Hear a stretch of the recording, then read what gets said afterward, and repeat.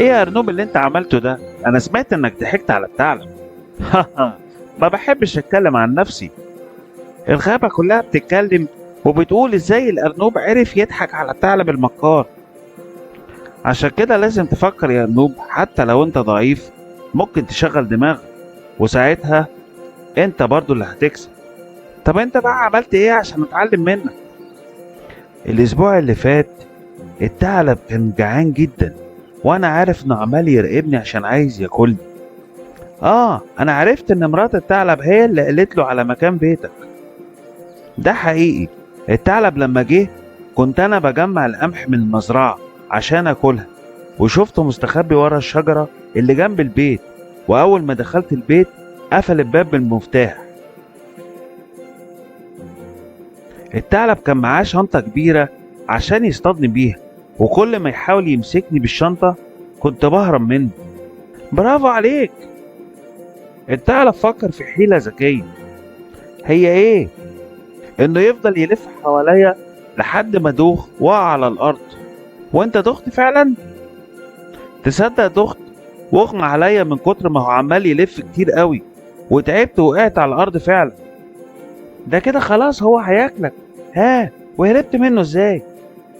لا، ما انا كنت دايخ ومغمى عليا، وكمان ما كنتش قادر اتحرك.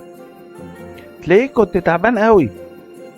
ايوه طبعا، بس الثعلب اول ما لقاني مش قادر اتحرك راح حطني في الشنطة بكل سهولة. ها، وبعدين؟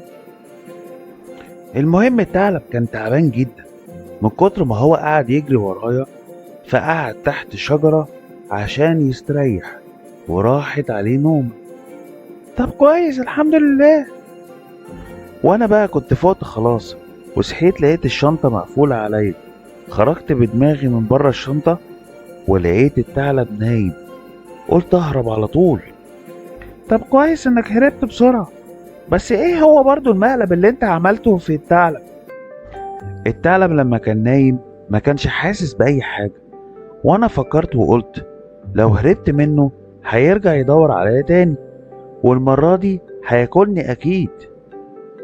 امال انت عملت ايه؟ انا مليت الشنطة بتاعت الثعلب بالحجارة عشان احسسه ان انا لسه جوه الشنطة.